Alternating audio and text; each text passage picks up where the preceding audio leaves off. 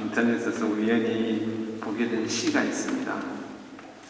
그 시는 배월선님의 보고 싶은 사람이 있다는 것은, 제가 다 읽진 않고 부분적으로 제가 읽어드리겠습니다. 보고 싶은 사람이 있다는 것은 얼마나 가슴 벅찬 아름다움인가. 수시로 내 안에 넘나드는 그리움의 별을 만들어 꿈틀거리는 심장을 만지고 있다. 보고 싶은 사람이 있다는 것은 깊고 넓은 산속에 외롭지 않을 꽃 한 송이를 피우는 일이다. 보고 싶은 사람이 있다는 것은 살면서 참으로 다양한 일이다. 지치고 힘든 삶이어도 오래된 찻집에서 한 박자 쉬어가는 향기로운 차를 마시는 일이다. 보고 싶은 사람이 있다는 것은, 여러분들 지금 여러분들께서 보고 싶은 사람이 누구냐고 제가 여러분들께 질문을 드린다면 여러분께서는 누구라고 말씀하시겠습니까? 보고 싶은 사람. 학교 동무도 있을 것이고 친구도 있을 거고. 예? 말씀하셨어요? 예. 예. 예. 마침 보고 싶은 분들이 많이 있을 것입니다. 보고 싶어 한다는 것 자체만으로도 사람에게 이 행복감을 주는 일이 없는 것 같습니다. 특히 내가 사랑하는 사람.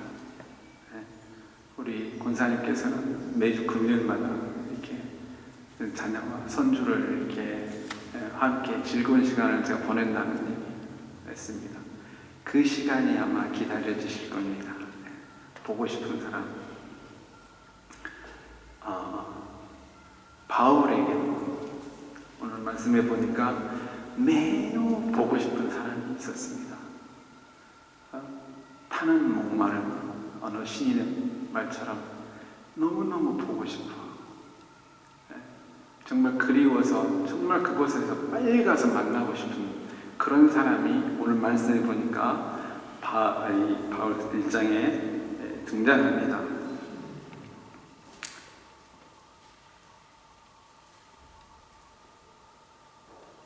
10절 말씀에 9절 말씀에 보니까 하나님이 나의 증인이 되시거니와 항상 내 기도에 쉬지 않고 너희를 바라며. 이 보고 싶은데 만날 수는 없어요.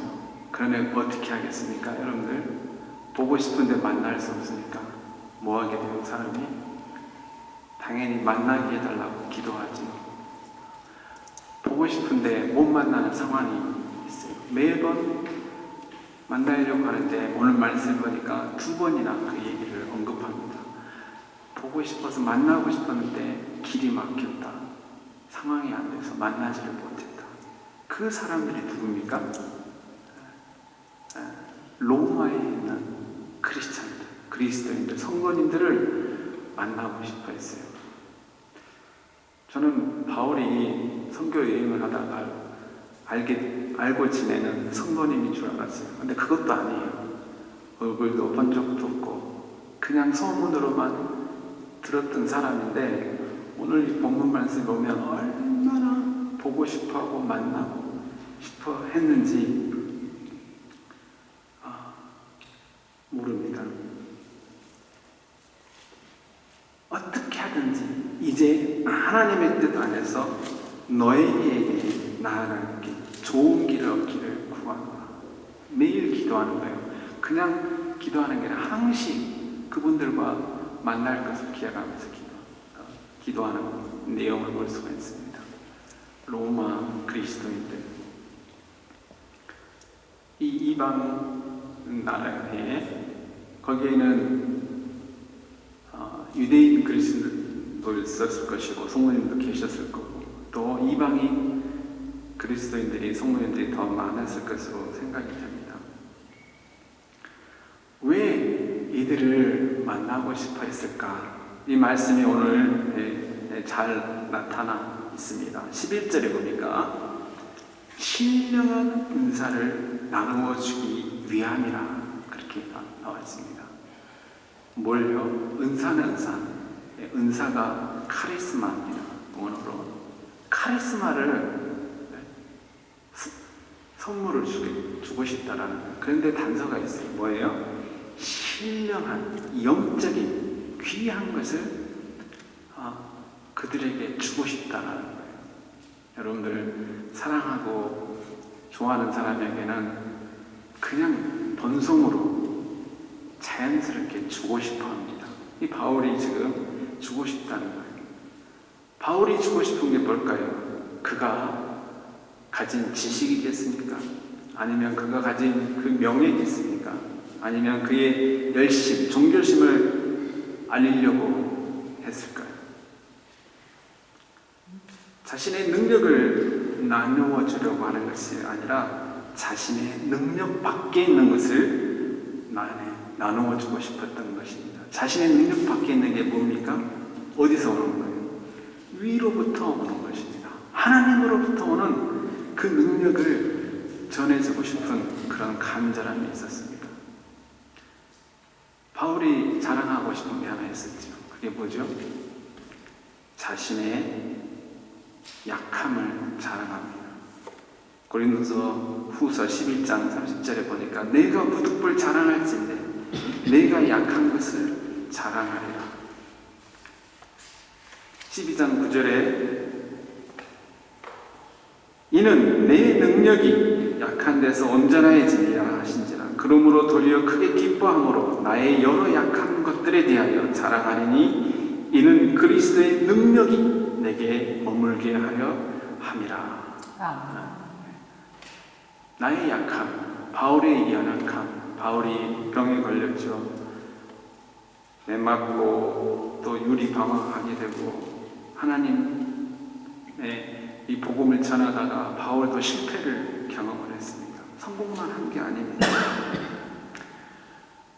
여러분들 은사가 정의 하나님의 은사를 바울이 줄 수 있는 은사는 아니죠. 신령한 은사가 뭐라고 생각합니까? 여러분들 무슨 신령한 은사겠어요?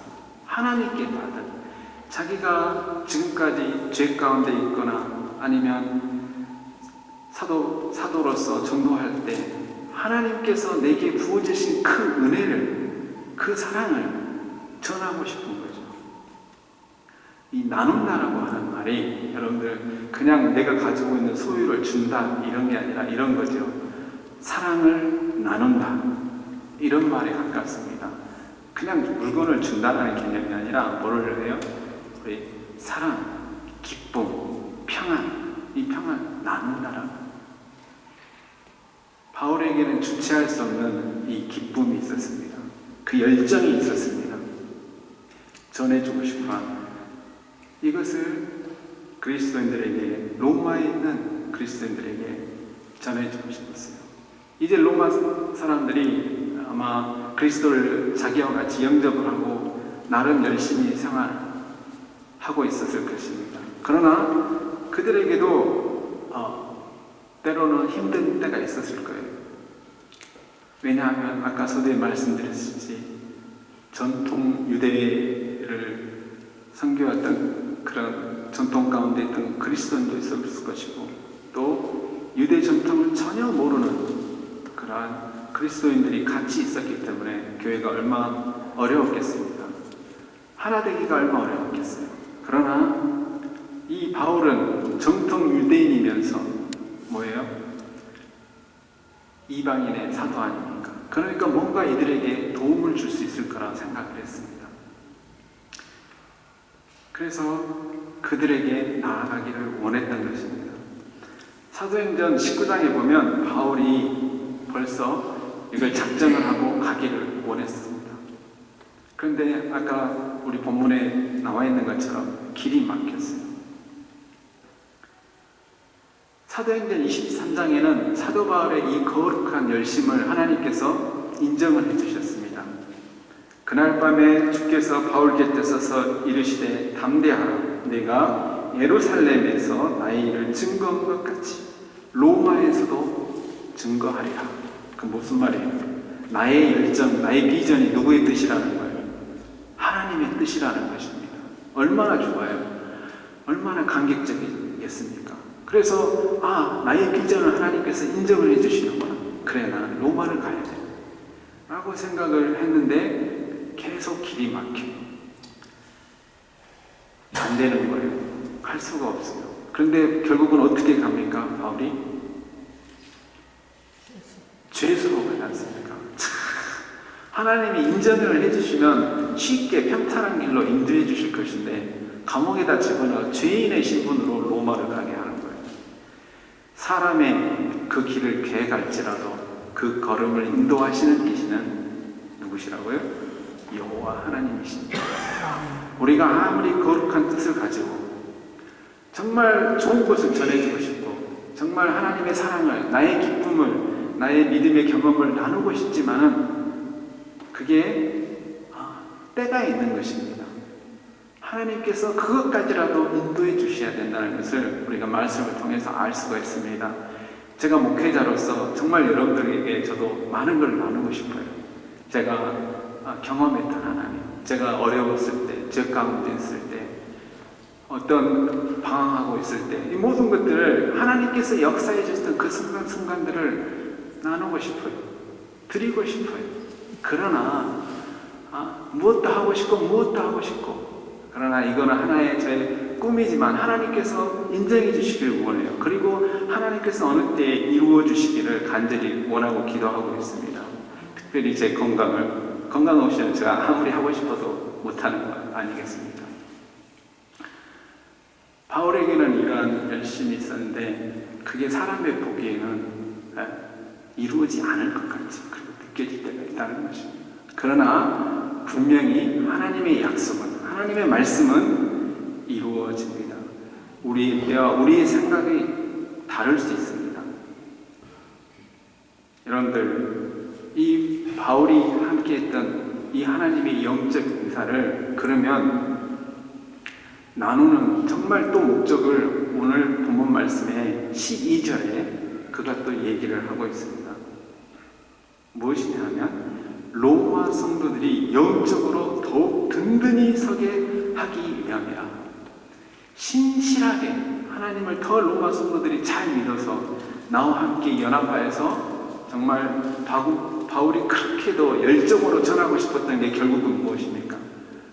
그리스도입니다. 복음입니다. 그 복음을 함께 전하고 싶은 열정이 있었을 것입니다. 그래서 더욱 이들을 만나서 이들의 그 연약한 부분을 자기가 채워주고 싶었던 그런 간절한 그리움이 보고 싶어함 속에 있었던 것입니다. 사랑하는 성도님들, 여러분들에게도 저에게도 이러한 그리움이 있기를 원합니다. 나에게 잘해주는 사람에게 보고 싶은 거 그건 누구나 다 할 수 있습니다. 하나님의 사랑을 나눈 자들, 그들은 어떻게 하면 내가 갖고 있는 좋은 것들, 내가 받은 은사들, 그것을 나눌 수 있기를 위해 기도해야 합니다. 저는 이러한 모습이 아마 행복한 가정의 모습이고 행복한 교회의 모습이라 생각합니다. 어떻게 하면 내가 나가 아닌 나와 관계된 저 사람이 별로 나랑 친하지 않았지만 내 기록 가운데서 하나님, 저분이 지금은 저렇지만 도와주세요. 저분에게 믿음을 주세요. 하나님, 저분에게 성령의 충만함을 허락해 주세요. 저분에게 간절한 기도 제목이 있는데 이루어 주세요. 내 것뿐만이 아니라. 그래서 그분이 실망하고 낙담하면 찾아가서 위로도 해주고 격려도 해주는 그러한 교회가 바로 사도 바울이 꿈꾸는, 사도 바울이 이루고자 하는 교회이지 않나 생각합니다. 그리고 저와 여러분의 그런 소원이기를, 희망이기를, 소망이기를 소망합니다. 이런 바울의 그리움에 이유는 바로 형제 자매들을 섬기고자 하는 것입니다. 여기서 섬긴다는 말, 여러분들 그들을 위해서 뭔가를 나누려고 했을 때 나는 give, 당신은 name, 받아라, 이게 아니지. 어떤 거예요? 바울의 이 겸손한 고백에서 우리가 또 하나 배워야 될 것이 있다고 생각합니다. 피차, 어떻게 한다고요? 12절에 피차 안위함을 얻으려 합니다. 그러니까 이 사실은 바울이 주는 것만 아니라 바울이 어떤다는 거예요? 그들에게서 배운다는 것입니다. 참 그리스도인은 아이한테도, 어린아이에게서 예수님이 말하는 것처럼 배울 수 있어야 됩니다. 믿음이 연약한 사람은, 교회 이번 지금 나오는 초신자에게도 배울 수 있는 겸손함이 있어야 됩니다. 사도 바울은 그런 심정입니다. 내가 사도다, 내가 그리스도를 만났다. 그가 자랑할 것이 많이 있습니다. 그러나 그는 그런 생각을 하지 않고 어떻게 하면 그리스도의 은혜를 나누는 데 있어서 내가 가진 것, 당신이 가진 것 서로 나눌 수 있을까? 그런 마음을 가졌던 것을 우리는 볼 수 있습니다. 서로의 은사를 나누려고 할 때 이러한 겸손함이 항상 있기를 원합니다. 이러한 겸손함에는 항상 시간적, 물질적, 정신적인 에너지가 필요합니다. 정신적, 시간적, 물질적인 이 에너지가 그리움 속에 녹아 들어가야 된다는 것이죠.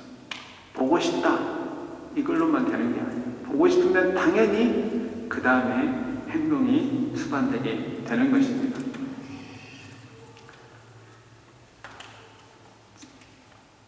지난 주일에 5.18 그 기념 행사를 제가 문재인 대통령의 그 기념사를 또 그 기념 행사 전체를 보게 됐습니다. 보면서 저는 눈물을 저도 모르게 주체할 수 없는 눈물들이 이렇게 흘렀어요. 저는 그 문재인 대통령의 그 연설 속에 여러 가지가 느껴졌는데 특별히 한 가지는 그에게 정말 섬기고자 한다는 그런 마음, 아까 사랑을 나누는 것처럼 비전을 나누고자 하는 그런 마음을 읽을 수가 있었습니다. 그리고 아픔을 헤아리려고 하는 그러한 진정성도 느껴졌습니다. 5.18 여러분들 아시잖아요. 시위에 전혀 가담하지 않는 어린아이도, 할머니도, 할아버지도, 부녀자도 사랑하는 남편을 퇴근길에 기다리면서 임산부가 그 남편을 기다리다가 총에 맞아 비명사했습니다. 그럼에도 불구하고 책임자는 없고 북괴 사주를 받은 사람들의 어떤 일이다라고 어떻게 지금까지 은폐하고 조작해왔던 그 많은 시간들을 그 문재인 대통령의 연설을 통해서 그 아픔을 어루만지는 것을 느꼈습니다. 저는 도청 옆에서 살았기 때문에 너무나도 생생하게 체험을 많이 했습니다. 제 학교도 초등학교였지만 바로 도청 옆이었고 집도 도청 옆이었습니다. 그래서 제가 그 일련의 과정들을 좀 경험을 많이 했습니다. 얼마나 그 눈물, 그 아픔들, 비명들, 그 죽은 아이를 안고 우는 그 부모들, 그것은 이루 말할 수가 없습니다. 그러나 그 대통령의 겸손한 모습에서 저는 저도 모르게 위로가 되었고 이것은 또한 국민들의 그 마음이 그렇지 않았나 생각합니다. 연설 가운데 문 대통령이 이런 말씀을 했습니다. 뭐냐면 나는 빚진 사람이다. 부채 감에 의해서 자기는 정의를 부리지 않을 수가 없었다라는 얘기를 했습니다. 저는 28장 오늘 우리가 하나님 앞에 드린 찬송에 이런 내용이 있습니다. 주님 다시 오실 날을 우리 알 수 없으니 항상 기도하고 깨어 있어서 기쁨으로 보좌 앞에 우리 나가서도록. 죄송합니다. 이건 성가됐고,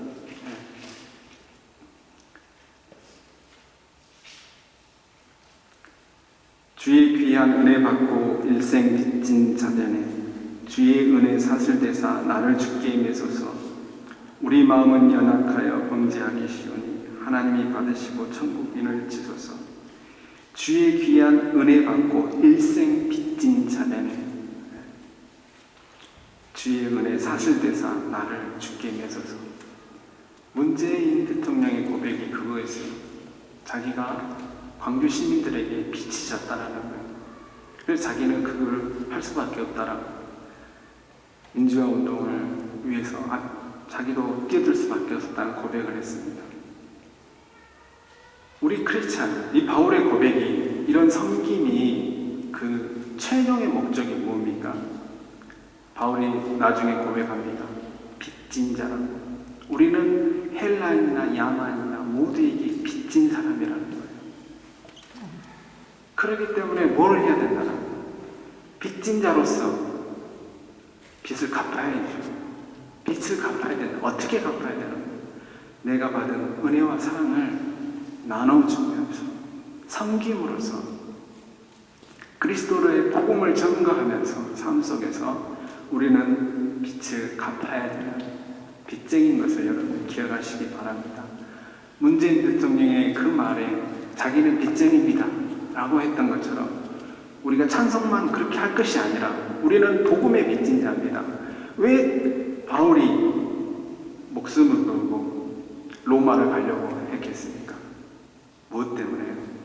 빚이 졌어요. 나 같은 죄인 살리신, 우리 장로님께서 기도하셨지만 복음을 들고 나가야 된다라는 그런 감동을, 은혜를 그가 경험한 것입니다. 견딜 수 없는 그 마음, 거룩한 그 빚쟁이의 마음이 여러분들에게 있기를 원합니다. 그래서 여러분들 기도 속에, 여러분들 삶 속에 이 그리움이 많이 생겨나길 바랍니다. 나한테 잘해준 사람만 그리워하지 마시고 정말 우리는 빚진 자라는 이 심정을 가지고 나아갈 수 있기를 바랍니다. 여러분들이 가진 달란트, 여러분들 영적인 은사만 나눈다는 게, 그러면 보이는 것은 나누지 않는다 이런 말이 아니라 당연히 수반되는 것입니다. 시간과 물질과 에너지가 다 필요한 것이죠. 우리 모두에게 이러한 고백이 삶 속에 있어서 정말 행복한 가정, 기쁜 가정, 기쁜 교회, 감사가 넘치는 교회가 되기를 소망합니다. 기도하시겠습니다.